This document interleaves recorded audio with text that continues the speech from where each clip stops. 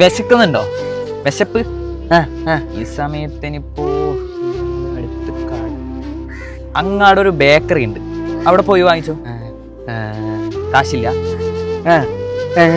ഞാൻ കൂടെ വരണോ? ഓ ഞാൻ വരാലോ.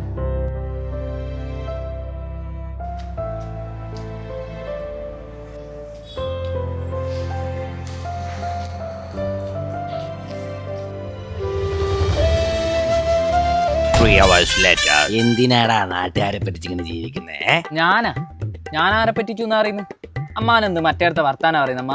ഓ നിന്റെ വീഡിയോ നാട്ടില് ഫുള്ള് വൈറലാ. എന്താ നോക്ക് വീഡിയോ?